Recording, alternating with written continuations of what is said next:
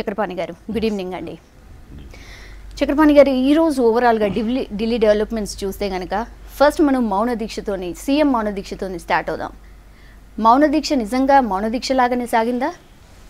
అంటే అది ఎట్లా సాగింది, నిజానికి అది మౌన దీక్ష లేకపోతే సమైక్యాంధ్ర దీక్ష అనేటువంటిది పక్కన పెడితే ఒక ముఖ్యమంత్రికి భారత రాజ్యాంగంలో అటువంటి దీక్ష చేసేటువంటి వెసులుబాటు ఉందా అనేటువంటి మనం ఆలోచించాలండి. ఎందుకంటే కిరణ్ కుమార్ రెడ్డి పూర్తిగా రాజ్యాంగ విరుద్ధంగా వెళ్తున్నాడు, రాజ్యాంగాన్ని అపహాస్యం చేసేటువంటి విధంగా వెళ్తున్నాడు. పైగా ఇవాళ రాష్ట్రపతిని కలిసి రాజ్యాంగాన్ని గౌరవించమని రాష్ట్రపతికి చెప్తున్నాడు. It's absurd. నిజానికి ఒక ముఖ్యమంత్రిగా ఉండి ఆయన పార్టీ అధిష్టాన వర్గం ఉండి అనేక సంప్రదింపులు ఆ పార్టీ చేసి పార్లమెంటు స్థాయిలో ఒక నిర్ణయం తీసుకున్న తర్వాత ఇవాళ ఇంత యాగి చేయడం అనేటువంటిది అనైతికం. అసలు ఏమాత్రం రాజకీయ పరిణతి ఉన్నటువంటి వ్యక్తి కూడా చేయాల్సినటువంటి పని కాదు. ఒకటి. రెండోది, రాజ్యాంగం దీన్ని అనుమతించకూడదు. నిజానికి ఎప్పుడైనా సరే నిరసన కానీ ఇటువంటి దీక్షలు కానీ ఎవరు చేస్తారనంటే ఎవరైతే అధికారంలో లేరో, ఎవరికైతే వాళ్ళ వాయిస్ వినిపించుకునేటువంటి ఫోరం లేదో ఆ వాయిస్ని వినిపించడం కోసం వాళ్ళు చేస్తుంటారు. కానీ చాలా అవకాశాలు ఇచ్చినారు. ఇవ్వడంతో పాటు ఇవాళ ఒక రాజ్యాంగ విరుద్ధంగా అసెంబ్లీలో అవకాశం తీసుకొని అసెంబ్లీలో చర్చ అంతా ముగిసిందని స్పీకర్ చెప్పిన తర్వాత ఒక పనికిమాలిన తీర్మానాన్ని ప్రవేశపెట్టి దాన్ని మూజువాని ఓటుతోటి ఆమోదం చేసినామని చెప్పి దాన్ని ఇవాళ ఢిల్లీలో కూర్చొని ఏం ప్రచారం చేస్తున్నాడు ఆయన? రిజెక్ట్ చేసిన బిల్లు అనేటువంటి ప్రచారం. దయచేసి మీకు కూడా నేను సూచించేది ఏంటంటే దాన్ని ఆయన అట్లా అన్నప్పటికీ కూడా స్క్రోలింగ్లో కూడా ఇది తిరస్కరణకు గురైన బిల్లు అని అనకండి. ఎందుకంటే తిరస్కరించేటువంటి అధికారం కానీ తిరస్కరించేటువంటి స్థాయి కానీ హోదా కానీ శాసనసభకు లేదు. రాష్ట్రపతి పంపినటువంటి ఆ బిల్లుని ముఖ్యంగా ఆ బిల్లుని తిరస్కరించలేవు. ఓటింగ్ వెళ్ళినప్పుడు తిరస్కారం అనేటువంటిది ఉండేటువంటి అవకాశం లేదు. కాబట్టి దాని గురించి వదిలేస్తే ఆయన మౌన దీక్ష అనేటువంటిది కేవలం తన బలాన్ని ప్రదర్శించుకోవడం కోసము, అది కూడా ఢిల్లీలో తన బలం ఏమిటో వాళ్ళందరికీ తెలుసు కాబట్టి ఆ షో అంతా ఇక్కడ ఉన్నటువంటి లైవ్ టెలికాస్ట్లలో ఇక్కడ ప్రసారం చేయడం వల్ల కిరణ్ కుమార్ రెడ్డి గారు ఢిల్లీలో కూడా పోరాడుతున్నారనేటువంటి ఒక ఇది తీసుకొచ్చుకోవడం. కానీ చక్రపాణి గారు దాన్నే ప్రచారం చేస్తున్నారు. తిరస్కరణ గురైనటువంటి దాన్ని ఎలా ప్రవేశపెడతారు అని రాష్ట్రపతిని కలుస్తున్నారు. ఆయన వెంట మొత్తం సీమాంధ్రకు సంబంధించిన నాయకులు అందరూ ఉన్నారు. రాజ్యాంగ వ్యతిరేకంగా జరుగుతుందని ఎక్కడ అసలు ఆ వ్యూహం అసలు కనిపించట్లేదు. అంటే నేను అనుకోవడము రాష్ట్రపతి అంత అజ్ఞానం నేను అనుకోవట్లేదు. కిరణ్ కుమార్ రెడ్డికి ఉన్నంత అజ్ఞానం రాష్ట్రపతికి లేదని నేను అనుకుంటున్నాను. ఎందుకంటే కిరణ్ కుమార్ రెడ్డి వయసు ఎంతో, ఇవాళ రాష్ట్రపతిగా ఉన్న ప్రణబ్ ముఖర్జీ గారి రాజకీయ జీవితం దాదాపుగా అంతా ఒకటి. రెండవది, రాష్ట్రపతి తనకు రాసినటువంటి ఉత్తరంలో దీని మీద ఓటింగ్ పెట్టమని అడగల, క్లాజుల వారీగా మీ వ్యూస్ని చెప్పమని అడిగినాడు. ఓటింగ్ పెట్టి దీన్ని ఆమోదిస్తారా తిరస్కరిస్తారా చెప్పమంటే కదా దానికి వాల్యూ ఉండేది. మీకు ఆ బిల్లు వచ్చింది ఒక పర్పస్లో అయితే మీరు చేసింది ఇంకొక పర్పస్లో. నేను అనుకోవడం ఆ పర్సనల్ కూర్చున్నప్పుడు రాష్ట్రపతి అడిగి ఉండొచ్చు, నిన్ను అడగలేదు కదా నువ్వు తిరస్కరిస్తావా ఆమోదిస్తావా అని. కేవలం నీ అభిప్రాయాలు చెప్పమన్నాను, నీ అభిప్రాయాలు చెప్పినావు, దేర్ ఎండ్స్. ఐ మీన్ అక్కడితోటి సమాప్తం కావాలి. ఇది నిజానికి ప్లెయిన్గా ఒక రాజ్యాంగ ప్రక్రియలో జరిగేటువంటి అంశం. ఇవాళ అక్కడికి ఆగట్లేదు ఇది. ఇవాళ చంద్రబాబు నాయుడు గారు కానీ లేదా కిరణ్ కుమార్ రెడ్డి గారు కానీ ఒక షో చేయడం వల్ల, ఈ షోలో చాలా దారుణాలు చేసినాడు ఇవాళ కిరణ్ కుమార్ రెడ్డి. మూడండి, ఒకటి మనం మార్నింగ్లో కూడా మనం ఇదే ఛానల్లో మార్నింగ్ షోలో కూడా మాట్లాడుకున్నాం ఇదే విషయాన్ని. 3 రకాలైనటువంటి రాజ్యాంగ ఉల్లంఘనలకి కిరణ్ కుమార్ రెడ్డి పాల్పడుతున్నాడు. ఒకటి, రాష్ట్రపతి పంపించినటువంటి బిల్లుని ఆ రకంగా ట్రీట్ చేసేటువంటి అధికారం అర్హత లేకపోయినా సరే శాసనసభలో దాన్ని ఆభాసపాలు చేసినాడు. రెండవది, ఆయనకు ఏమాత్రం నైతిక బలం లేకున్నా, నైతిక బలమే కాదు సంఖ్యాబలం కూడా లేకున్నా రాజకీయంగా ఆయన ఇంకా ముఖ్యమంత్రిగా చలామణి అవుతున్నాడు. ఇవాళ అక్కడ వాళ్ళ సొంత మంత్రులని, క్యాబినెట్లో ఉన్నటువంటి వాళ్ళందరూ అడ్డు తగులుతుంటే వాళ్ళ మీద బస్సు నడిపించుకొని పోగలిగే అంత మూర్ఖంగా ప్రవర్తిస్తున్నాడంటే ఆయన ముఖ్యమంత్రిగా వాళ్ళని ఎన్నుకున్న ప్రజలైనా ఎందుకు గౌరవించాలనేటువంటిది మనం ఆలోచించాలి. మూడవది, శాసనసభలో మూజువాని ఓటుతోటి మేము ఆమోదించినామని చెప్తున్నారు. కానీ అది పూర్తిగా అసత్యం, అది పూర్తిగా అశాస్త్రీయం కూడా. ఎందుకంటే తెలంగాణ వాళ్ళందరూ వ్యతిరేకిస్తున్నారు, నీ నాయకత్వంలో ఉన్నటువంటి తెలంగాణ మంత్రులందరూ వ్యతిరేకిస్తున్నారు. సీమాంధ్రకు సంబంధించిన ఆరుగురు మాట్లాడితే మంత్రుల్లో 3 మంత్రులు వ్యతిరేకించినారు. మాణిక్యవర ప్రసాద్ గారు కూడా బిల్లును సపోర్ట్ చేసినాడు, లేదా బాలరాజు గారు బిల్లును సపోర్ట్ చేసినాడు. అదే మురళీ గారు ఆయన కూడా బిల్లుని అధిష్టానం తీసుకునే నిర్ణయాన్ని నేను గౌరవిస్తాననేటువంటి మాట మాట్లాడినాడు. ఇట్లా నేను ఆర్గ్యూ చేస్తాను, వాళ్ళకు ఉన్నటువంటి 50-60 మంది సీమాంధ్ర ఎమ్మెల్యేలలో ఒక 30 మంది నో అని ఉన్నారు కావచ్చు ఈయన తీర్మానానికి. ఎగ్జాక్ట్లీ సార్, నేను కూడా ఇదే పాయింట్లో అడగదలుచుకున్నా. అటువైపు వాళ్ళు సపోర్ట్ చేస్తున్నారు, రైట్. సమైక్య రాష్ట్రము అని అంటే అందరి సపోర్ట్ వల్ల సాధించాలి, దట్స్ ఓకే. కానీ తెలంగాణ వాళ్ళు ఎందుకని కన్విన్స్ కాలేకపోతున్నారు, సీఎంకి ఎందుకని సపోర్ట్ ఇవ్వలేకపోతున్నారు? సమైక్యం అంటే ఎగ్జాక్ట్గా వాళ్ళు కూడా ఉండాలి కదా ఈ రోజు దీక్షలో కానీ లేకపోతే ఆయన చేస్తున్న పోరాటంలో కానీ. నిజంగా ఆయన చెప్పిన మాటలు నమ్ముంటే ఈరోజు వాళ్ళు కూడా ఉండాలి కదా, ఎందుకని లేరు? అది లేదు, ఆ భావన ఈ రాష్ట్రంలో కాదు, ఇవాళ ఢిల్లీలో ఉన్న తెలుగు వాళ్ళల్లో చాలా స్పష్టంగా మనకు కనబడతా ఉంది. సమైక్యాంధ్ర వేరు, తెలంగాణ వేరు. ఇది పార్లమెంట్కి అర్థమైంది, వాళ్ళ జాతీయ పార్టీలన్నిటికీ అర్థమైంది, ప్రెసిడెంట్ కూడా అర్థమైంది. వాళ్ళు నవ్వుకుంటున్నారు. తెలుగుదేశం పార్టీ లాంటి పార్టీ ఒకసారి సీమాంధ్ర వాళ్ళు వెళ్ళి సమైక్యంగా ఉంచమంటే తెలంగాణ వెళ్ళి విడదీయమంటున్నారు. ప్రాంతాల వారీగా విభజన అనేటువంటిది ఇటు కాంగ్రెస్లో, టీడీపీలో, అన్ని పార్టీలలో జరిగిపోయింది. ప్రాంతాల వారీగా మనుషుల మధ్యలో విభజన జరిగిపోయిన తర్వాత ఇప్పుడు సరిహద్దులు గీయడమే ఒకటి మిగిలి ఉన్నది. ఆ విషయాన్ని బహుశా నేను అనుకోవడం కాంగ్రెస్ పార్టీ కన్విన్స్ అయింది, కన్విన్స్ అయి తీరాలి కూడా, కన్విన్స్ అయి తీరాలి. లేకపోతే ఆ పార్టీకి ఏం విలువ ఉండదు, ఆ పార్టీ తీసుకునే నిర్ణయాలకు ఏం విలువ ఉండదు. తెలంగాణ ప్రాంతంలో ఇవాళకి సీఎం తీసుకున్నటువంటి నిర్ణయం కరెక్టే అనేవాడు కానీ శాసనసభ్యుల్లో, మంత్రుల్లో ఎవరైనా ఉంటే సీఎంకి మనం గౌరవం ఇవ్వాలి. ఎందుకంటే ఆయన ఇక్కడ మంత్రులు కూడా సపోర్ట్ చేస్తున్నారు, ఇక్కడ ఎమ్మెల్యేలు సపోర్ట్ చేస్తున్నారని అనుకుంటుంది.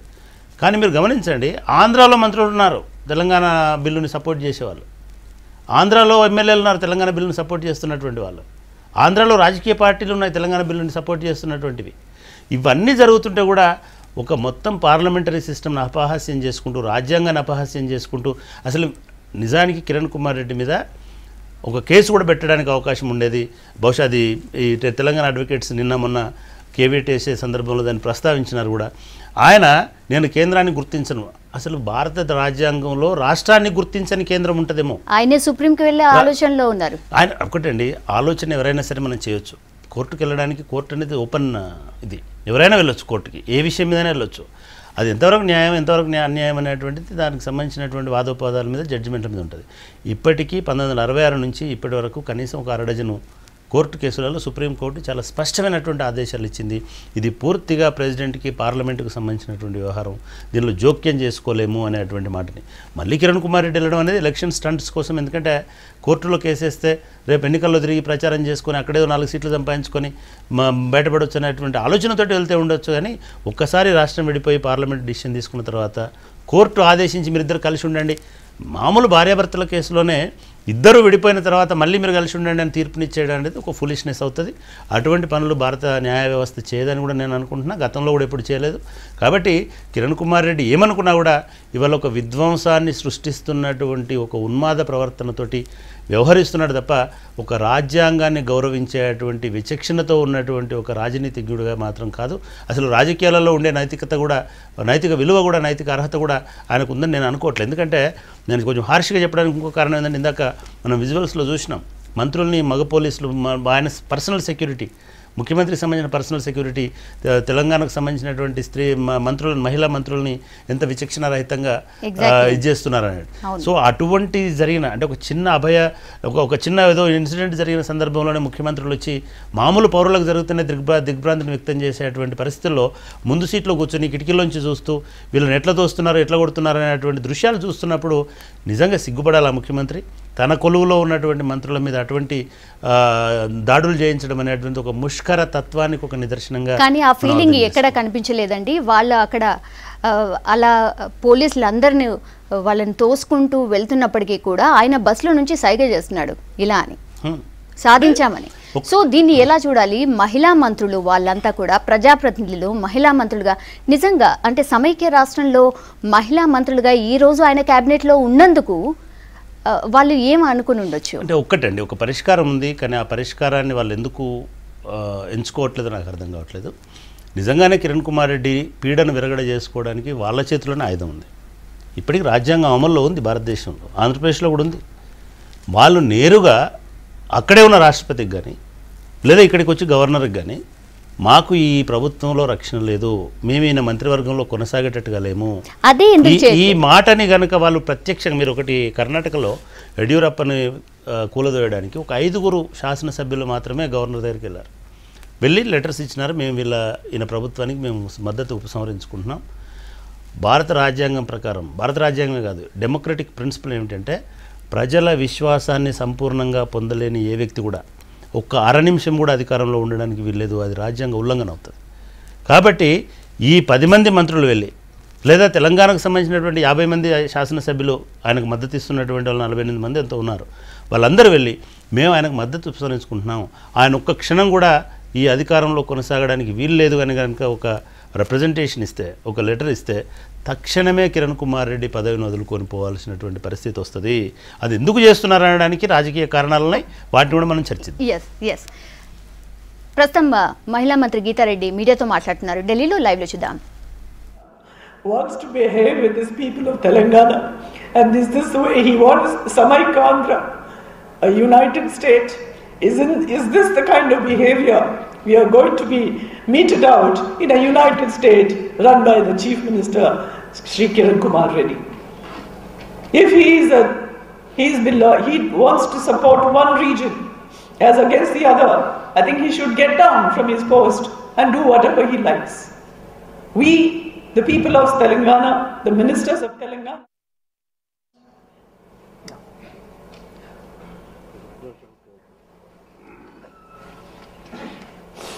one region as against the other, I think he should get down from his post and do whatever he likes. We, the people of Telangana, the ministers of Telangana, and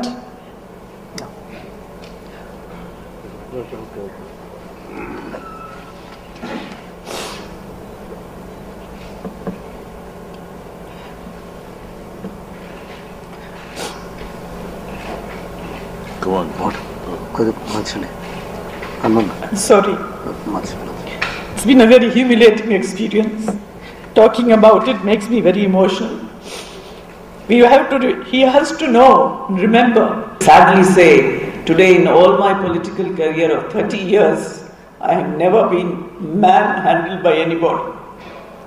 It's very sad that today someone of my stature, of my experience, has to be manhandled, has to be pushed down.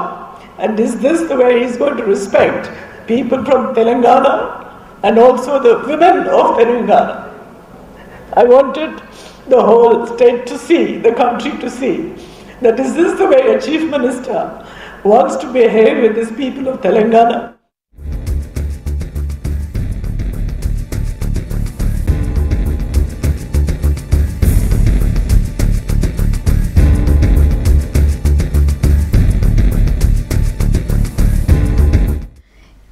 Chakrapani గారు చూశారు కదా, అది మహిళా మంత్రిగా ఈరోజు జరిగిన incident తర్వాత నిజంగా గీతారెడ్డి కావచ్చు, లేదంటే డీకేఆర్న కావచ్చు, లేదంటే సునీతా లక్ష్మారెడ్డి కావచ్చు, ఎవరైనా సరే ఏ స్టేట్లో అయినా సరే, మన పర్టికులర్ స్టేట్ అని కాదు, మహిళా మంత్రులకు సంబంధించి ఇలాగే బిహేవ్ చేస్తారా అనేది ఒక్కటండి. మనకు ఒక ఉన్మాదికి మహిళన, పిల్లవాడ, మనిషి, పశువు అనేటువంటి విజ్ఞత కోల్పోతాడు.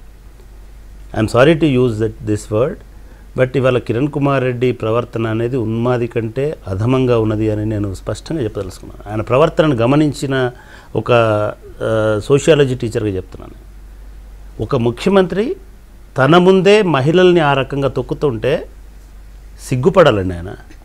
నిజానికి ఆయన కొంత విజ్ఞత ప్రదర్శించి 2 మెట్లు బస్సు దిగి వచ్చి మీరు ఆగండి అని వాళ్ళకి చేతులు జోడించి, అమ్మ మీరు పక్కన పోండి, నేను వెళ్ళిపోతాను, మనం ఘర్షణ పడొద్దు, మనందరం ఒకటే క్యాబినెట్, ఈ మాత్రం విజ్ఞత లేనివాడు ముఖ్యమంత్రికి ఎట్లా ఉంటాడు? అటువంటి వాడి ఆదేశాలను మనం ఎట్లా పాటిస్తామండి? I'm very sorry. ఒక మహిళలని ఈ రకంగా ఢిల్లీలో ప్రధానమంత్రి గారు కూడా ఖండిస్తున్నారు దాన్ని. మహిళలని ఈ రకంగా చేసి, నేను మార్నింగ్ ఒక మాట అన్నాను, వివేక్ గారు ఉన్నారు దాంట్లో, మనకి ఇందిరాగాంధీ పంజాబ్ విభజన సందర్భంగా బింద్రేన్వాలా అనేటువంటి ఒకరిని పంపించింది. ఈ బింద్రేన్వాలాని పంపించి కాంగ్రెస్ వ్యవహారాలను చక్కదిద్దరా బాబు అని ఒక యువకుడు, ఉత్సాహవంతుడు, అక్కడ ఉన్నటువంటి కాంగ్రెస్లో ఉన్నటువంటి ఫ్లూయిడ్ సిచ్యువేషన్ని ఇచ్చేసి లీడ్ చేస్తాడనుకుని పంపించింది. కానీ అదే బింద్రేన్వాలే ఆ ఇందిరాగాంధీ నిర్ణయానికి వ్యతిరేకంగా పంజాబ్ కోసం పోరాడేటువంటి ఒక యోధుడుగా తయారై చివరికి ఇందిరాగాంధీని పొట్టలు పెట్టుకునేటువంటి పరిస్థితికి తీసుకొచ్చినాడు. మార్నింగ్ అడిగినారు సతీష్ చంద్ర గారు, ఈయన ఆంధ్ర బింద్రేన్వాలా అని అంటారా మీరని. ఇప్పుడు అనాల్సి వస్తున్నది, ఆంధ్ర బింద్రేన్వాలా కంటే ఎక్కువ కూడా క్రూరత్వం ప్రదర్శిస్తూ ఉన్నాడు. ఎప్పుడు ఏ ఉగ్రవాది కూడా మహిళల్ని, నిజంగానే చెప్తున్నాను, జిహాదీ కావచ్చు, లేకపోతే ఇంకోళ్ళు కావచ్చు, లేకపోతే ఒక సిక్కు తీవ్రవాది కావచ్చు, మహిళల్ని ఈ రకంగా ట్రీట్ చేయడం అనేది చూడలే. నీకు రాజకీయ విజ్ఞత ఉంటే నీ సిద్ధాంతం మీద పోరాడు, మీ హక్కుల కోసం పోరాడు. మీ ప్రాంతం కోసం పోరాడు. మీ ప్రాంతం కోసం ప్రాణాలు ఇచ్చినటువంటి పొట్టి శ్రీరాములు వారసత్వం ఉన్నది నీకు. పొట్టి శ్రీరాములు కానీ లేకపోతే ఆ తర్వాత నీ ప్రాంతం కోసం పనిచేసిన ఎవడు కూడా మహిళల్ని ఇట్లా తొక్కమని చెప్పాల. నిజంగా కూడా చాలా షేమ్ఫుల్ డే అండి ఇవాళ నిజంగానే ఒక మంత్రి ఆ స్థాయిలో లాగి కింద పడేసి ఆ 30 సంవత్సరాల రాజకీయాలు మహిళనే కాదు, అది మంత్రినే కాదు, ఏ మహిళనైనా సరే ఆమె నిజానికి వాళ్ళ అందరూ ఆలోచించాల్సినటువంటి సమయం కూడా ఆసనమైంది. ఇంతకాలం ఉద్యమకారులు అంటేనో హింసాకారులు అంటే హింసాకాండ చేస్తారనో ఇంకోటి అనేక మంది మహిళలను తొక్కించినారు. వాస్తవం తెలంగాణ ఉద్యమం అంటే మంత్రులపైనే ఇలాంటి దౌర్జన్యం చేస్తూ ఉంటే అసలు అంటే నార్మల్ ప్రజలకు ఎలాంటి సైన్ వెళ్తుంది? ఒక సీఎం స్థాయిలో ఉన్న వ్యక్తి ఇలాంటి వ్యవహారం చేస్తుంటే మంత్రే కన్నీళ్లు పెట్టుకుంటుంటే సామాన్య జనం పరిస్థితి నేను అనుకోవడం ఈ రోజుతో కిరణ్ కుమార్ రెడ్డి గారి చాప్టర్ క్లోజ్ అయి ఉంటుంది.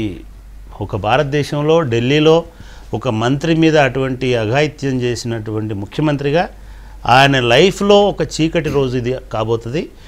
డెఫినెట్గా కాంగ్రెస్ అధిష్టాన వర్గం ముఖ్యంగా సోనియా గాంధీ గారు డెఫినెట్గా రెస్పాండ్ అవుతారని అనుకుంటున్నాను. ప్రైమ్ మినిస్టర్ గారు రెస్పాన్స్ వచ్చింది కాబట్టి కిరణ్ కుమార్ రెడ్డిని ఇంకా సహించేటువంటి పరిస్థితి లేదు. ఈ తన ఉన్మాద ప్రవర్తనతోటి నేను అనుకోవడం తెలంగాణ విషయంలో తెలంగాణ బిల్లు విషయంలో ఇంకొంచెం సుగమం చేస్తున్నాడేమో కిరణ్ కుమార్ రెడ్డి తన మార్గాన్ని ఇవాళ చేసినటువంటి చర్యల వల్ల అనేటువంటిది అర్థమవుతుంది. నేషనల్ మీడియాకి డబ్బులు ఇచ్చి మేపుతున్నాడు. ఇక్కడ ఉన్నటువంటి లోకల్ మీడియా ఆంధ్ర రక్తంతో ఉప్పొంగిపోదు ఇదైపోతున్నది కాబట్టి వీళ్ళకి ఇవన్నీ చాలా సిల్లీగా కనబడవచ్చు. ముఖ్యమంత్రి నేను ఇవాళ మధ్యాహ్నం నేను ఇంటికి వెళ్ళిన తర్వాత సాయంత్రం చూస్తుంటే ఆయన మాట్లాడిన చెత్త మాటలను 5 సార్లు ముఖ్యమంత్రి ఏమన్నాడో విందామని ఒక 5 సార్లు వేసినటువంటి మీడియా సిగ్గుపడుతున్నాను. నేను ఒక 10 సంవత్సరాల నుంచి మీడియాలో నేను విశ్లేషకుడుగా ఉన్నాను, ఈ సీమాంధ్ర మీడియాలో. కానీ దాన్ని 5 సార్లు వేసుకుంటూ చూపిస్తున్నారు. కానీ మరి మహిళల మీద ఇట్లా చేసినారనేటువంటిది చేయలేదు. తెలంగాణ సమాజం ఒకటండి, ఈ స్థాయికి వచ్చిన తర్వాత ఇంకా వెయిట్ చేయడం ఇంకా సహించడం అనేది అవసరం లేదు. మనకు ఎందుకు సహనం ఉంది తెలంగాణ ప్రజలకి తెలంగాణ సమాజానికి అంటే ఇంకో 2-3 రోజులు అయితే పార్లమెంట్ ఒక నిర్ణయం తీసుకుంటుంది కాబట్టి తొందరపడాల్సినటువంటి అవసరం లేదని. ఒకవేళ పార్లమెంట్లో ఏమైనా తేడా వస్తే, ఒకవేళ ఇదే పరిస్థితి ఇట్లా కొనసాగితే ఆంధ్రాకు సంబంధించిన అహంకారులు, ఆంధ్రాకు సంబంధించినటువంటి కిరణ్ కుమార్ రెడ్డి లాంటి వ్యక్తులు ఎవడు తెలంగాణ గడ్డ మీద ఉండడానికి వీల్లేదు. అటువంటి స్థాయిలో ఉద్యమాన్ని తీసుకుపోతే తప్ప మన గౌరవాన్ని మనం నిలబెట్టుకున్నటువంటి వాళ్ళం కాదు. చాలా అన్యాయంగా చాలా దుర్మార్గంగా ప్రవర్తిస్తున్నాడు. ఇవాళ ఏపీ భవన్లోనే ఇటువంటి పరిస్థితి ఉంటే నీ మందబలంతో ఇవాళ అటువంటి ఇది చేస్తే రేపు నువ్వు హైదరాబాద్ రావాలి కదా. హైదరాబాద్లో మళ్ళీ ఇదే జూబ్లీహిల్స్లోనో ఇదే బేగంపేటలోనో ఉండాలి. అంటే సీఎం కిరణ్కి ఇవన్నీ తెలియకుండానే ఇవంతా చేస్తున్నాడా? నేను ముందే చెప్పానండి, ఉన్మాదికి ఆలోచన ఉండదు. ఒక ఉన్మాదికి ఆలోచన ఉంటుంది, ఆయన శాస్త్రీయంగా ప్రవర్తిస్తాడు. కానీ హైకమాండ్ ఇన్ని నివేదికలు తెప్పించుకుంటోంది, అన్నీ చూస్తోంది, కళ్ళారా చూస్తోంది. ఆయన శాసనసభలో ఎలా బిహేవ్ చేశారో చూశారు. మీడియా సమావేశాలు పెట్టి కంటిన్యూగా చెప్పిందే చెప్పి అదే పాత పాట పాడుతూనే ఉన్నారు. ఈ రోజు చూసాం అది పీక్ స్టేజ్కి వెళ్ళినటువంటి పరిస్థితి. ఇంకా కిరణ్ని ఎందుకు బేర్ చేయాలంటారు? అంటే రాజకీయాలలో నేను ఇందాకే చెప్పినట్టుగా ఒక వ్యక్తిని సపోర్ట్ చేసినంత కాలం కాంగ్రెస్లో ఆ కల్చర్ కూడా ఉన్నది. బింద్రన్ వాళ్ళనే సహించింది, చంపేదాకా సహించింది బింద్రన్ వాళ్ళని. అటువంటి దశలోనే కిరణ్ కుమార్ ఉండడని నేను అనుకుంటున్నాను. కిరణ్ కుమార్ రెడ్డిని అంటే వాళ్ళకు కొన్ని అవసరాలు కూడా ఉన్నాయి. మొన్ననే తొలగిస్తే రాజ్యసభ ఎన్నికలు ఉన్నాయి. రాజ్యసభ ఎన్నికల్లో ఒక 2 ఎంపీలో 3 ఎంపీలో రాకుండా పోతాయి అనేటువంటి భయం ఉంటే ఉండొచ్చు.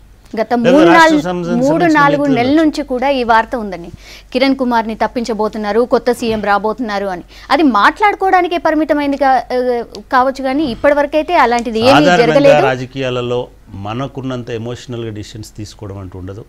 కేంద్రంలో అధికారంలో ఉన్నటువంటి పార్టీ కిరణ్ కుమార్ రెడ్డిని తొలగించి బయటపడేస్తే ఒక గోతి దగ్గర నక్కలాగా ఉన్నటువంటి పార్టీలు చాలా ఉన్నాయి. వాళ్ళ దాడిని ఎదుర్కోవాల్సి వస్తుంది. మీ ముఖ్యమంత్రి వల్ల మీరు గమనించండి, భారతీయ జనతా పార్టీ ప్లే చేస్తున్నటువంటి రోలు పూర్తిగా శకుని పాత్రలాగా కనబడుతుంది నాకు. నేను ధైర్యంగా భారతీయ జనతా పార్టీ నేను ఈ బిల్లుకు నేను సపోర్ట్ చేస్తాను, మేమే దాన్ని ముందుకు తీసుకెళ్తామనే మాట అని ఉంటే మిగతా వాళ్ళు కిరణ్ కుమార్ రెడ్డి నోరు మూసుకుంటాడు కదా. వాళ్ళు ఏమంటున్నారు సభలో నిలబడి, మీ వాళ్ళని నీకు మా వాళ్ళని కంట్రోల్ చేస్తామా చేసుకోమంటామా ఇంకోట నువ్వేం చేస్తావు చెప్పండి. వాళ్ళ వెంకయ్యనాయుడు ప్రవర్తన ఎట్లుందండి రాజ్యసభలో? వెంకయ్యనాయుడు భారతీయ జనతా పార్టీ నాయకుడా, సీమాంధ్ర నాయకుడా? తెలుగుదేశం ఎమ్మెల్యేలు నానా యాగి చేసి అల్లరి చేసి బిల్లులను ప్రవేశపెట్టకుండా చూస్తుంటే వెంకయ్యనాయుడు లేచి వాళ్ళని మీద ఈగ వాలొద్దు అనేటువంటి స్థాయిలో మాట్లాడుతున్నాడంటే ఇటువంటి సీమాంధ్ర నాయకత్వంలో ఇటువంటి భారతీయ జనతా పార్టీతోటి ఇదంతా రాదు. ఈ పరిస్థితి ఇప్పుడే ఇట్లా ఉంటే కిరణ్ కుమార్ రెడ్డిని తొలగించుంటే వెంకయ్యనాయుడిని ఆమరణ నిరాదీక్ష చేసి ఆత్మహత్య చేసుకునేవాడేమో. ఒక వెంకయ్యనాయుడే కాదు, భారతీయ జనతా పార్టీ ఒక అవకాశం కోసం చూస్తుంది. కాంగ్రెస్ని నీ ముఖ్యమంత్రిని నువ్వు ఇది చేసుకోలేకుండా తొలగించినావు, అప్రజాస్వామికంగా తొలగించినావు, ప్రజల మెజారిటీ ప్రజల అభీష్టానికి వ్యతిరేకంగా తొలగించినావు, నీకు పాలించే అర్హత కానీ బిల్లు పెట్టే అర్హత కానీ లేదు అనేటువంటి బ్లేమ్ కూడా వస్తుంది. కాబట్టి రాజకీయాలలో నిర్ణయాలు అనేటివి మనం రెస్పాండ్ అయినంతగా, మనం రియాక్ట్ అయినంత క్విక్గా ఆ పార్టీలు రియాక్ట్ కావాలి, రెస్పాండ్ కావాలని అనుకోలేం. కాబట్టి ఈ వ్యూహాలన్నింటినీ గమనించి ఇవాళ చిదంబరం మాట్లాడండి. చిదంబరం గారు చాలా స్పష్టంగా చెప్పినారు, ఇది బీజేపీ కావాలని ఒక కుట్ర చేస్తుంది, ఏ బిల్లు పాస్ అవ్వడానికి వీల్లేదు. మతతత్వ వ్యతిరేక బిల్లుని వ్యతిరేకిస్తున్నారు వాళ్ళు, ఆ బిల్లు క్రెడిట్ రావడానికి లేదు. విజిల్ బ్లోవర్కి సంబంధించిన క్రెడిట్ కాంగ్రెస్కి రావడానికి వీల్లేదు. తెలంగాణ కూడా కాంగ్రెస్కి రావడానికి వీల్లేదు. ఇవన్నీ ఇప్పుడు పార్లమెంట్లో అడ్డుకొని రేపు ఎన్నికల ప్రచారంలో ఇవన్నీ వైఫల్యాలుగా చూపించేటువంటి ప్రయత్నాన్ని భారతీయ జనతా పార్టీ ఒక పెద్ద స్కెచ్ తోటి ఉన్నదనేటువంటిది నిన్న ఇవాళ మొన్న 4 రోజులు వరుసగా మీరు గమనించండి. మొన్ననేమో నరేంద్ర మోడీతో మాట్లాడించినారు, తర్వాత అరుణ్ జైట్లీతో మాట్లాడించినారు, తర్వాత చంద్రబాబు నాయుడు కలిసిన తర్వాత రాజ్నాథ్ సింగ్తో మాట్లాడించినారు. మనకు చాలామంది మన బతుకమ్మ అని, మన ఆడబిడ్డ అని అనుకున్నటువంటి సుష్మా స్వరాజ్ మీడియాలో చిలక పలుకులు పలుకుతూ ఉంది. మళ్ళీ అక్కడ పోయి బీఎస్సీ సమావేశంలో మళ్ళీ ఒక కరుడు కట్టినటువంటి భారతీయ జనతా పార్టీ ప్రతినిధిలాగానే మాట్లాడుతున్నారు. ఇది పూర్తిగా రాజకీయ జూదంలో తెలంగాణను ఒక పావుగా వాడుకోవాలని భారతీయ జనతా పార్టీ కూడా చూస్తుంది. కాబట్టి బహుశా కాంగ్రెస్ పార్టీ కూడా కొంత సహనంతో ఈ ముఖ్యమంత్రిని భరించేటువంటి పరిస్థితుల్లో ఉన్నదని నేను అనుకుంటున్నా. కానీ ఇంత జరిగిన తర్వాత మహిళల మీద ఒక అఘాయిత్యం చేయించే స్థాయికి ఒక ముఖ్యమంత్రి దిగజారిన తర్వాత ఇంకా స్పేర్ చేస్తారని నేను అనుకోవట్లేదు. ఒక ఎంపీ 2 ఎంపీలు ఉన్నా పోయినా మళ్ళీ బతకలేక అక్కడికి పోతారు వీళ్ళందరూ. ఆటోమేటిక్గా నేను అనుకోవాలా, నేను అనుకోవడం లేదా ప్రజాస్వామ్య వ్యవస్థ మీద ఎవరికైనా నమ్మకం ఉంటే వాళ్ళు డిమాండ్ చేయాల్సింది కాంగ్రెస్ పార్టీలో ఏంటంటే తక్షణం ఆ ముఖ్యమంత్రిని చిత్తూరుకు పంపించమని డిమాండ్ చేయాలి. హైదరాబాద్ అడుగు పెట్టకుండా డైరెక్ట్గా తిరుపతి ఫ్లైట్లో పోయి అక్కడి నుంచి వాళ్ళ ఊరికి వెళ్ళిపోవడం మంచిది. ఎస్, మన డిస్కషన్లో ప్రస్తుతం మనతో పాటు టీజేఏసీ చైర్మన్ కోదండరామ్ గారు ఢిల్లీ నుంచి జాయిన్ అవుతున్నారండి. కోదండరామ్ గారు నమస్తే అండి. కోదండరామ్ గారు, మీరు ఢిల్లీలోనే ఉన్నారు, పరిణామాలు అన్నీ కూడా చూస్తూ ఉన్నారు, మార్నింగ్ నుంచి కూడా అన్నీ గమనిస్తున్నారు. ఢిల్లీలో పరిణామాలు ఎలా ఉన్నాయి? ఢిల్లీలో పరిణామాలు, ఆంధ్ర పాలకులు అంతా ఇక్కడికి వచ్చి ఎట్లయినా తెలంగాణ ప్రక్రియను ఆపాలి, తెలంగాణ రాకుండా అడ్డుకోవాలనే ఒక కుట్రలు పన్నుతున్నారు. నాయకులందరినీ కలుస్తున్నారు, రకరకాలైనటువంటి ఒక ఆశలు చూపించి తెలంగాణను వ్యతిరేకంగా ఆ పార్టీలన్నింటినీ ఒక వేదిక మీదకి తీసుకొచ్చేటువంటి ప్రయత్నం కూడా చేస్తున్నారు. మరొక వైపు ఎట్టి పరిస్థితుల్లో తెలంగాణను సాధించుకోవాలనేటువంటి ఆలోచనతో ఇవాళ తెలంగాణ పార్టీలు, తెలంగాణ శక్తులు, తెలంగాణ వాదులు కూడా ఇక్కడ ఢిల్లీలో చేయవలసినటువంటి ప్రయత్నాన్ని వాళ్ళు కూడా తీవ్రంగానే చేస్తూ ఉన్నారు. తప్పనిసరిగా తెలంగాణ ఒక న్యాయం వైపు, ధర్మం వైపు నిలబడి పోరాడుతున్నాం కాబట్టి తప్పకుండా సాధించుకుంటామనేటువంటి విశ్వాసమే మాకున్నది. కోదండరామ్ గారు, ఇప్పుడు ఇంతకుముందే జస్ట్ ఐ థింక్ మీకు తెలుసో లేదో కానీ ఇంతకుముందే గీతారెడ్డి గారు మీడియాతో మాట్లాడుతూ కన్నీళ్లు పెట్టుకున్నటువంటి పరిస్థితి. ఈరోజు సీఎం దీక్షకు వ్యతిరేకంగా నిరసన తెలిపినందుకు వాళ్ళ మీద జరిగిన భౌతిక దాడిపైన ఆమె స్పందించారు. 30 ఏళ్ల నుంచి రాజకీయాల్లో ఉన్నాను, కానీ ఇంత మ్యాన్ హ్యాండ్లింగ్ ఎప్పుడూ జరగలేదు, అసలైన బిహేవియర్ నచ్చలేదు, ఇలా చాలా కామెంట్స్ చేశారు. కన్నీళ్లు పెట్టుకున్నటువంటి పరిస్థితి, దీన్ని ఎలా చూడాలి? దీనిపైన మీ కామెంట్. వాస్తవానికి ఆ ఘటన జరిగిన సమయంలో మేము ఏపీ భవన్ ఆవరణలోనే ఉన్నాం. కాకపోతే జరిగింది ఒక స్థలంలో అయితే మేము కొంచెం అవతల వైపు ఇంకొక రూమ్లో కూర్చొని ఉన్నాం. కాబట్టి ఆ సమయంకి మేము అక్కడికి చేరుకోలేకపోయినాం. కానీ మాతో పాటు వచ్చిన చాలామంది మిత్రులు, జేఏసీ మిత్రులు కూడా అక్కడ జరిగిన ఘటనలో వారు ఉన్నారు. వారు వాస్తవాలన్నింటినీ కూడా చూసింది.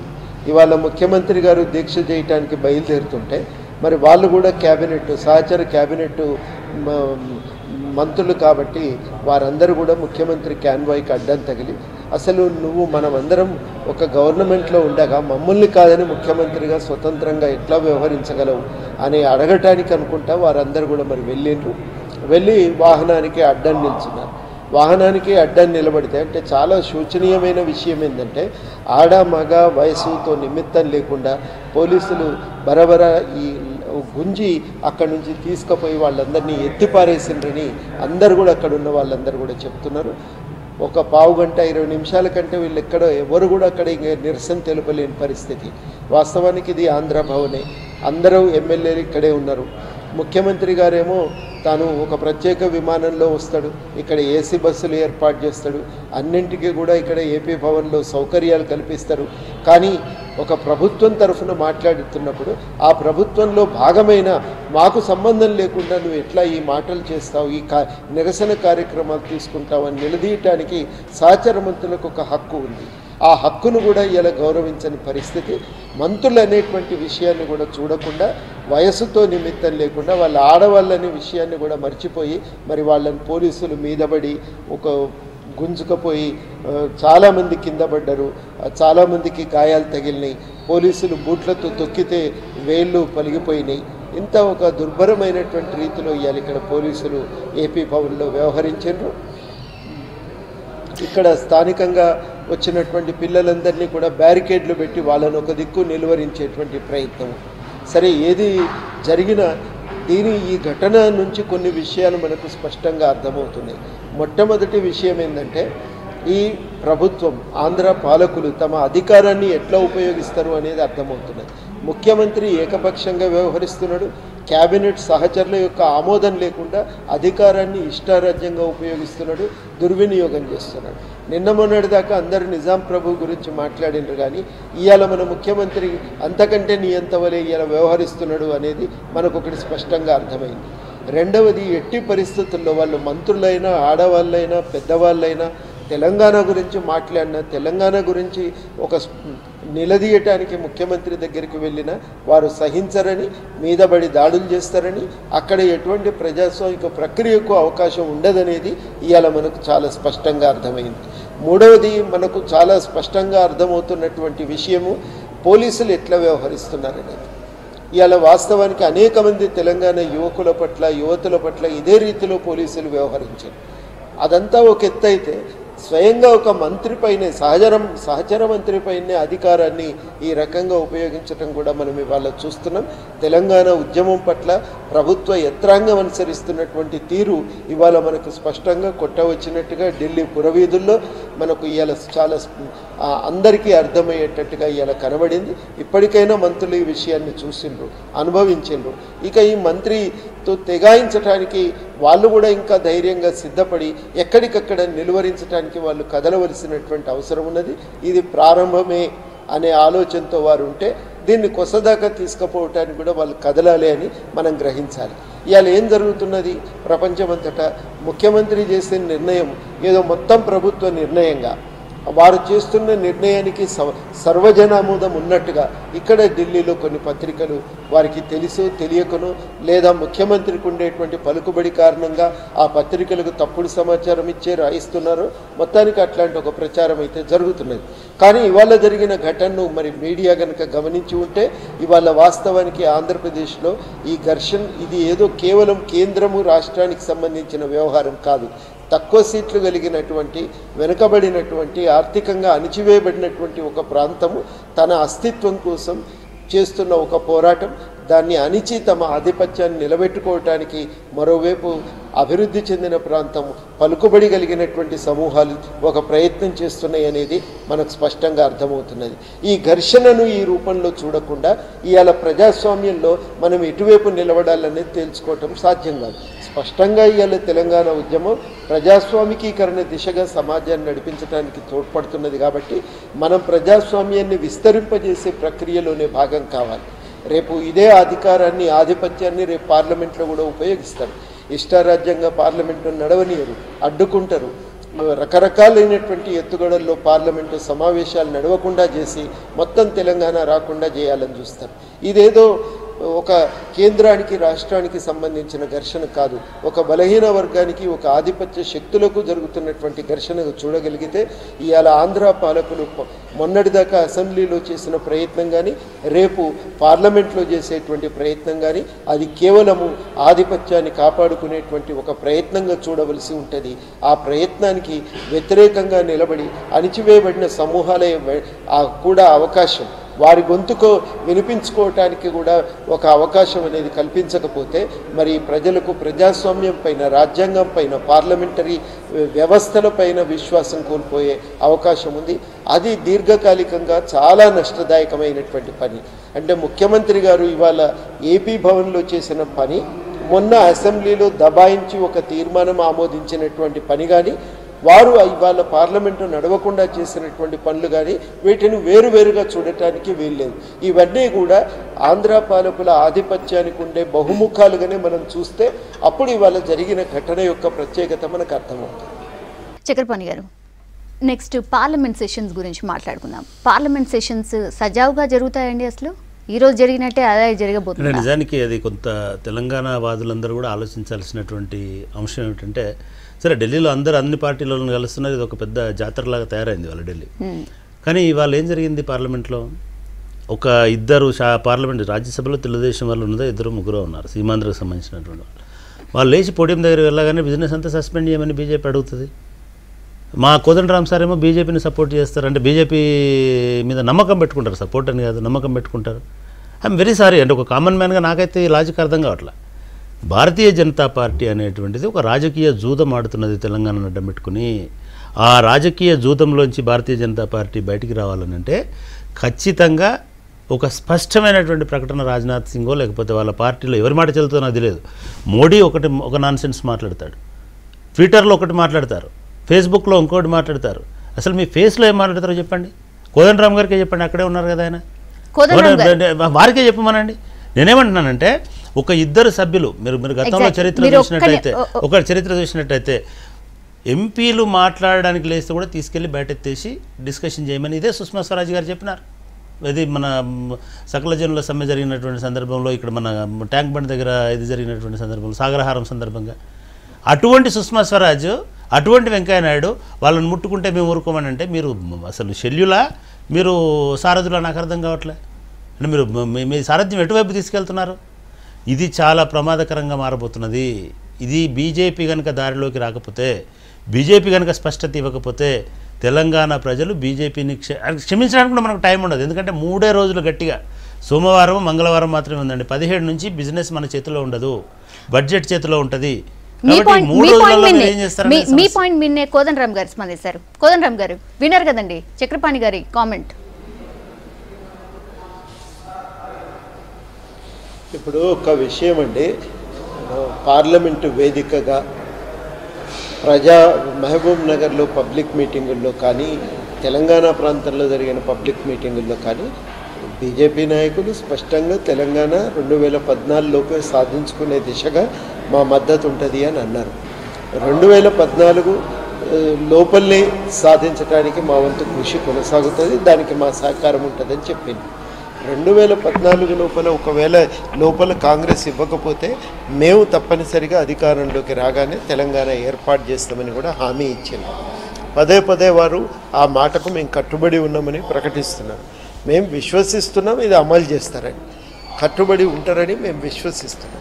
ఒకవేళ ప్రజలకు ఇచ్చినటువంటి వాగ్దానాన్ని ఏ పార్టీ తప్పించుకున్నా, దాన్ని నుంచి పక్కకు తప్పుకున్నా, ప్రజాక్షేత్రంలో వాళ్ళు తప్పనిసరిగా ప్రజల నుంచి వ్యతిరేకతను అనుభవించవలసి వస్తుంది కదా. అంతకంటే మించి నేను పదే చెప్తున్న మరొక విషయం ఏంటంటే, ఒక ప్రజాస్వామ్యం మీద నమ్మకంతో తమ సమస్యలకు పరిష్కారం దొరుకుతుందనేటువంటి ఆశతో ఇవాళ తెలంగాణ ప్రజలు ఉన్నారు. నేను అనుకునేది ఏమంటే, చాలా పెద్ద నష్టం ఎక్కడ జరుగుతుంది అంటే, ప్రజలకు మొత్తం పార్లమెంటరీ వ్యవస్థల మీదనే విశ్వాసం కోల్పోతారు. అది దీర్ఘకాలికంగా మొత్తం భారతదేశానికే అరిష్టాన్ని తీసుకొస్తుంది. కాబట్టి అట్లా చెయ్యరని మేము అనుకుంటున్నాం. చేస్తే తప్పకుండా జేఏసీ దానికి వ్యతిరేకంగా నిలబడుతుంది, పోరాడుతుంది. జేఏసీ అందరినీ ఇంతవరకు కలిసి ఉన్నాం, తప్పకుండా కలిసి ఐక్యంగా పోరాటం చేసే దిశగా అన్ని శక్తులను కలుపుకపోయే ప్రయత్నం చేయవలసి ఉంటుంది. జేఏసీ పైన ఉన్నటువంటి బాధ్యత, జేఏసీకి ఉన్నటువంటి కర్తవ్యం. మేము కలిసే ఉన్నాం, తప్పకుండా బిల్లుకు సహకరిస్తామని మాతో చెప్తున్నప్పుడు మా వంతు కృషి అందరం కలిసికట్టుగా నిలబడి బిల్లును ముందుకు తీసుకుపోయే ప్రయత్నం చేస్తాం. కలిసి రాకపోతే తప్పనిసరిగా ప్రజాక్షేత్రంలో ఎవరు తెలంగాణ విషయంలో మోసం చేసినా, ద్రోహం చేసినా వాళ్ళందరూ కూడా తెలంగాణ ప్రజల ముందే దోషులుగా నిలబడవలసి వస్తుంది కదా. ఆ సమయము అట్లాంటిది కనుక ఏదన్నా జరిగితే జేఏసీ ఎందుకు కోరుకుంటుందండి? కానీ జరగదనేటువంటి ఒక ఆలోచనతో, విశ్వాసంతో మేమున్నాం. సార్, ఒకటి సమస్య ఏంటి సార్ అంటే, మీరు నిజంగానే ఇప్పుడు మీరు థియరిటికల్గా చాలా స్పష్టంగా చెప్తున్నప్పటికీ మనకున్న టైంలో ఇంత ఒక రోజు వ్యర్థమైన, ఒక గంట వ్యర్థమైనా కూడా, ఒక గంట వేస్ట్ అయినా, ఒక రోజు వేస్ట్ అయినా కూడా మనకి ఇబ్బంది కలిగించేటువంటి పరిస్థితి కనబడతాం. ఎందుకంటే 2 బడ్జెట్లు ఉన్నాయి, 5-6 ఆర్థిక సంబంధమైనటువంటి బిల్లులు ఉన్నాయి, వాళ్ళకు కావాల్సిన బిల్లులు కొన్ని ఉన్నాయి, ఎలక్షన్లకు పోవాల్సినటువంటి. మనకు హార్డ్లీ 2-3 రోజుల కంటే తెలంగాణ బిల్లు మీద సమయం రావట్లేదు. ఇదే స్టాండ్ని కనుక బీజేపీ ఇట్లనే కంటిన్యూ చేస్తే, ఇవాళ వెంకయ్యనాయుడు స్టాండ్ని రేపు సుష్మా స్వరాజ్ కూడా పార్లమెంట్లో కంటిన్యూ చేస్తే నిజంగానే చాలా గుండె బయలుపోతే తెలంగాణకు సంబంధించినంత వరకు. అది మీకు కూడా తెలుసు. కాబట్టి వాళ్ళని వార్న్ చేయడము, వాళ్ళని నిలదీయడము, వాళ్ళని మీరిచ్చిన మాటను ఇప్పుడు మనకు ఒకసారి ప్రజాక్షేత్రం అనేటువంటిది మళ్ళీ 2019 దాకా రాదు. భారత ప్రజాస్వామ్యంలో 14 తర్వాత 19 దాకా రాదు. నేనేమంటున్నానంటే ఈ 5 రోజుల్లో వాళ్ళని ఎట్లా బ్యాలెన్స్ చేయాలి, వాళ్ళని ఎట్లా హ్యాండిల్ చేయాలి. ఈ తెలంగాణ బీజేపీ నాయకులు ఏం చేస్తున్నారు? కిషన్ రెడ్డి ఇక్కడ హైదరాబాద్లో ఎందుకుంటాడు? కిషన్ రెడ్డి అక్కడ వెళ్ళి కూర్చొని దీక్ష ఎందుకు చేయడు? అంటే ఒక చంద్రబాబు నాయుడు లాంటి ఒక పెద్ద పార్టీ, ఒక ముఖ్యమంత్రి చేసినవాడు, ప్రతిపక్ష నాయకుడు ఆ స్థాయిలో పోతున్నప్పుడు, ముఖ్యమంత్రిగా ఉన్న కిరణ్ కుమార్ రెడ్డి ఆ స్థాయిలో పోతున్నప్పుడు ఈయనేందండి నాకు అర్థం కాదు. బీజేపీకి స్టాండ్ ఏంటిది నాకు అర్థం అవ్వట్లేదు. ఒక నారాయణకున్న స్టాండ్ లేకపోతే ఎట్లా? సిపిఐ నారాయణకున్న స్టాండ్ బీజేపీకి జాతీయ స్థాయిలో మేమే తెలంగాణ తెస్తామని చెప్పింది. రెండవది విషం పంచుతున్నారు అని చెప్పినటువంటి మోడీ మీద నాకైతే అసలు విశ్వాసమే లేదండి. విషం పంచట్లే, ఇక్కడ న్యాయం పంచుతున్నారు. That fellow should mind that. Telangana పేరుతోటి విషయం పంచుతున్నారని మాట్లాడిన వాడిని ఖండించరే? అంటే ఇది అంతా కూడా ఒక రాంగ్ మెసేజ్ని, ఒక అభద్రతని, ఒక అవిశ్వాసాన్ని పెంపొందిస్తున్నది. కాబట్టి బీజేపీని నిలదీయాల్సినటువంటి సమయం మనకు 2 రోజులు ఉంది. బీజేపీ మనకు వరం ఇచ్చినా శాపం ఇచ్చినా 2 రోజుల్లోనే జరుగుతుంది అనేది నాకు. మోడీ టాపిక్ వచ్చింది కాబట్టి దీనికి సంబంధించిన బ్రేకింగ్ వస్తుందండి. తెలంగాణ బిల్లును అడ్డుకోవడానికి ఢిల్లీలో చంద్రబాబు ప్రయత్నిస్తూనే ఉన్నారు. కొద్దిసేపటి క్రితం వెంకయ్యతో భేటీ అయిన చంద్రబాబు ఆ తర్వాత నరేంద్ర మోడీతో భేటీ అయ్యారు. తెలంగాణ ఇష్యూపైనే నేతలు ప్రత్యేకంగా చర్చిస్తున్నట్టు సమాచారం. పూర్తి డీటెయిల్స్ భరత్ అడిగి తెలుసుకుందాం. భరత్, ఎలాంటి డీటెయిల్స్ ఉన్నాయి? సౌమ్య, గుజరాత్ భవన్ లో కొద్దిసేపటి క్రితం నరేంద్ర మోడీతో చంద్రబాబు నాయుడు సమావేశమయ్యారు. బీజేపీ నేతలందరితో కూడా దాదాపు ఆయన సమావేశం జరిగింది. సుష్మా స్వరాజ్ అయిపోయింది, అద్వానీ, రాజ్నాథ్ సింగ్ తర్వాత ఇప్పుడు నరేంద్ర మోడీతో సమావేశమయ్యారు. ప్రధానంగా తెలంగాణ బిల్లుకు గనుక మద్దతు ఇవ్వకపోతే, బీజేపీ గనుక మద్దతు ఇవ్వకపోతే పార్లమెంట్ లో నెగ్గకపోతే గనుక సీమాంధ్రలో ఉన్న 25 సీట్లలో బీజేపీ టీడీపీ పొత్తు పెట్టుకుంటే మెజారిటీ సీట్లు మనకు వస్తాయి. మీకు కావాల్సింది సీట్లా లేక తెలంగాణ ఇస్తే కనుక లాభం ఏం లేదు. కాంగ్రెస్ పార్టీకి లాభం ఉంటుంది, టీఆర్ఎస్ కి లాభం ఉంటుంది, తెలుగుదేశం గానీ బీజేపీకి గానీ ఎట్టి పరిస్థితుల్లో లాభం ఉండదు. సో ఆంధ్రప్రదేశ్ లో హైయెస్ట్ సీట్ సాధించాలంటే మీరు తెలంగాణ బిల్లుకు మద్దతు ఇవ్వద్దని చంద్రబాబు లాబింగ్ చేస్తున్నారు. నిజానికి నరేంద్ర మోడీకి సీట్లు ఓట్లే ముఖ్యం. జనరల్ గా ఆయనకు ప్రధానమంత్రి కావాలంటే ఎన్ని ఎక్కువ సీట్లు వస్తాయన్న ముఖ్యం, కానీ ఇచ్చిన మాట నిలబెట్టుకోవడం ఇటువంటిది ఆయనకు ముఖ్యమని కూడా మనం చెప్పలేం. వెంకయ్య నాయుడు ద్వారా ఇప్పటికే మోడీకి ఆయన ఫీడింగ్ ఇచ్చారు. హైదరాబాద్ సభ తర్వాతనే మోడీ నిర్ణయం మార్చుకోమని కూడా గతంలో ఒత్తిడి ఇచ్చారు. బట్ ఆర్ఎస్ఎస్ దానికి నిరాకరించింది. క్రెడిబిలిటీ సమస్య తెలంగాణ విషయంలో ఇంతకాలం చెప్తూ వస్తున్నాం కాబట్టి ఎట్టి పరిస్థితుల్లో స్టాండ్ మార్చుకోవద్దని ఆర్ఎస్ఎస్ హెచ్చరించడంతో అప్పుడు స్టాండ్ మార్చుకోలేదు. సో మోడీ ద్వారా మరింత ఒత్తిడి తెచ్చేందుకు చంద్రబాబు ప్రయత్నిస్తున్నారు. ఏం జరుగుతుందో చూడాలి. కానీ ఖచ్చితంగా బీజేపీ స్వరంలో మాత్రం కొంత మార్పు అయితే కనబడుతుంది. సుష్మా స్వరాజ్, రాజ్నాథ్ సింగ్, అద్వానీ లాంటి వాళ్ళు కొంత పర్సనల్ గా వాళ్ళు ఫేవర్ గా ఉన్న మోడీకి ద్వారా నెట్టుకొచ్చే ప్రయత్నం చంద్రబాబు ఖచ్చితంగా చేస్తున్నారు. ముఖ్యంగా దానికి ఆయన ఏదైతే చెప్తూ వస్తున్నారో ఎన్నికల్లో లబ్ధి కోసం కాంగ్రెస్ ఇచ్చిందని చెప్తున్నారు. ఇప్పుడు ఎన్నికల్లో లబ్ధి అంశాన్ని ఆయన ప్రయోగించి మోడీని సీమాంధ్రలో 20 సీట్లకు 20కి పైగా సీట్లు వస్తాయన్న ఆశ చూపి ఆయన అడ్డుకునే ప్రయత్నం చేస్తున్నారని మాత్రం ఖచ్చితంగా చెప్పొచ్చు. వెంకయ్య నాయుడు పాత్ర దీనిలో చాలా ఎక్కువగా ఉందని మనం చెప్పాల్సి ఉంటుంది. సౌమ్య. Thank you Bharat. కోదండరామ్ గారు విన్నారు కదండి, ఏంటది ఇది? మళ్ళీ కొత్త ట్విస్ట్ ఏంటి? మళ్ళీ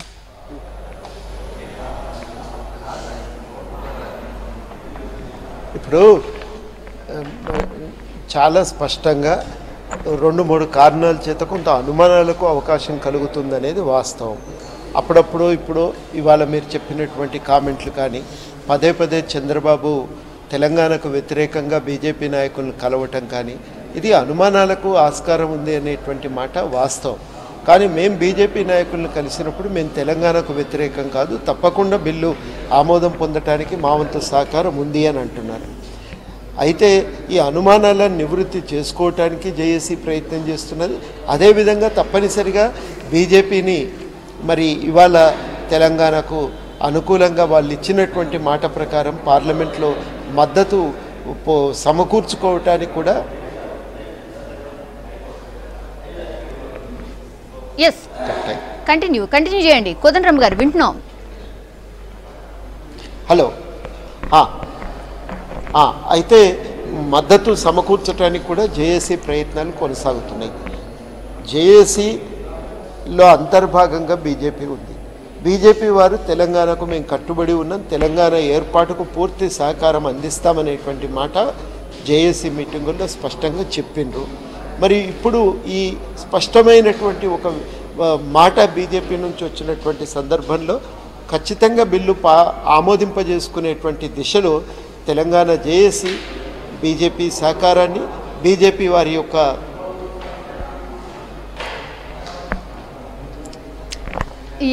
మద్దతును పొందటానికి కూడా మన ప్రయత్నం ఉంటుంది. అన్ని విధాల అన్ని అనుమానాలను నివృత్తి చేసుకోవటానికి జేఏసీ ప్రయత్నం చేస్తుంది.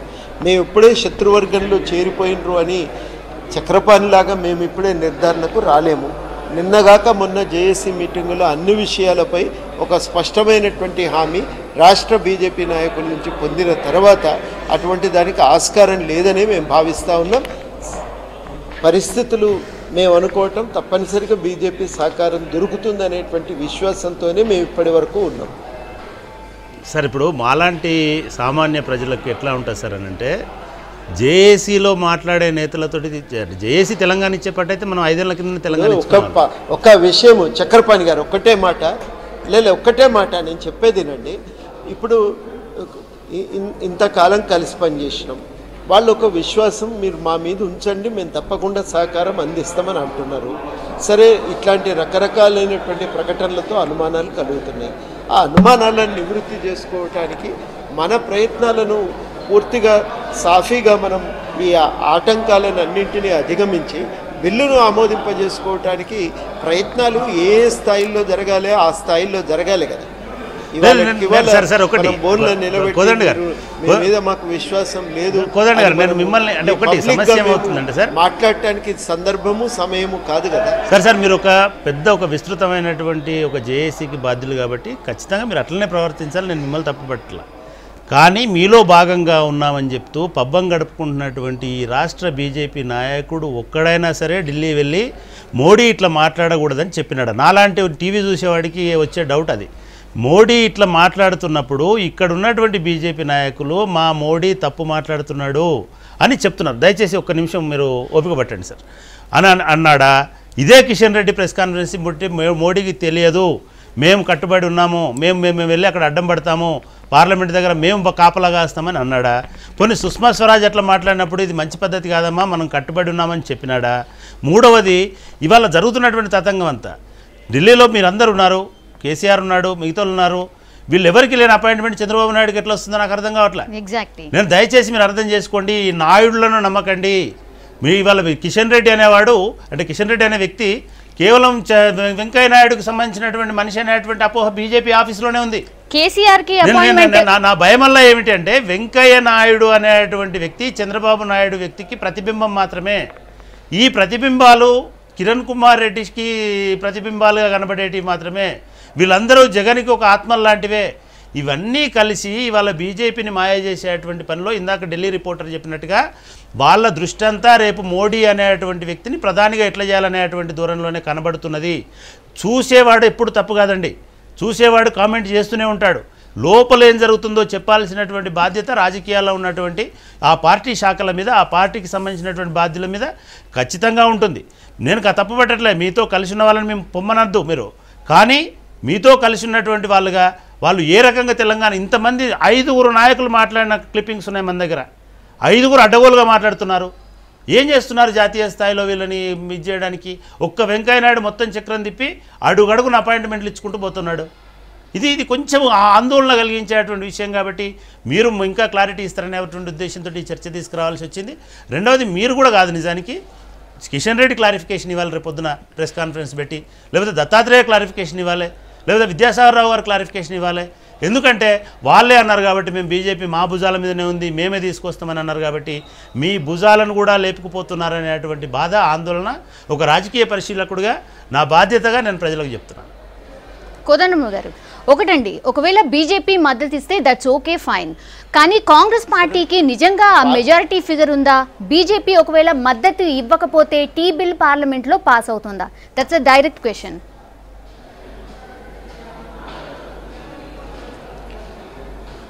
చాలా సూటిగా కాంగ్రెస్ కూడా నిజాయితీతో ఈ బిల్లును ఆమోదింపచేయాలనే కనుక అనుకుంటే ఈ బిల్లు ఆమోదం పొందుతుంది. అది ఏమాత్రం కష్టమైనటువంటి పని కాదు.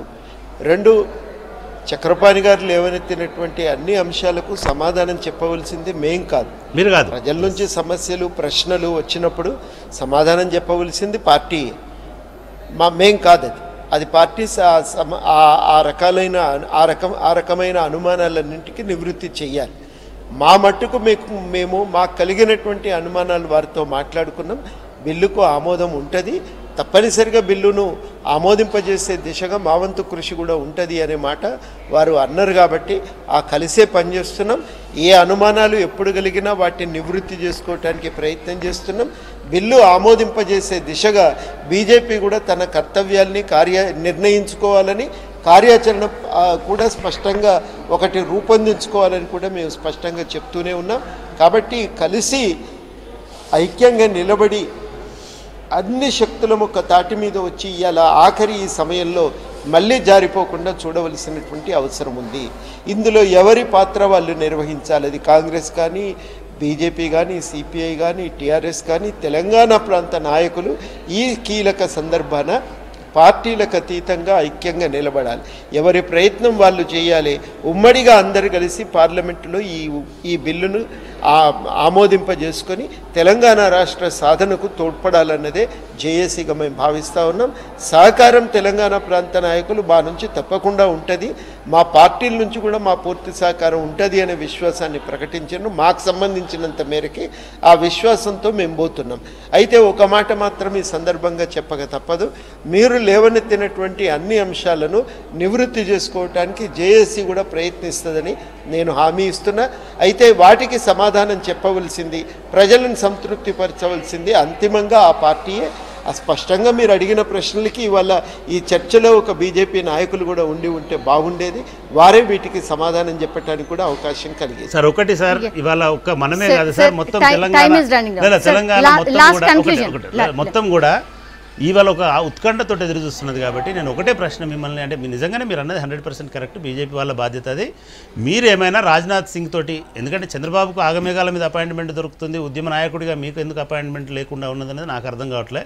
రేపు ఏమైనా రాజ్నాథ్ సింగ్ తోటి కానీ లేకపోతే సుష్మా స్వరాజ్ తోటి కానీ మీరు కలిసేటువంటి అవకాశం ఉందా? మీకు అటువంటి సూచన ఏమైనా కనబడుతుంది?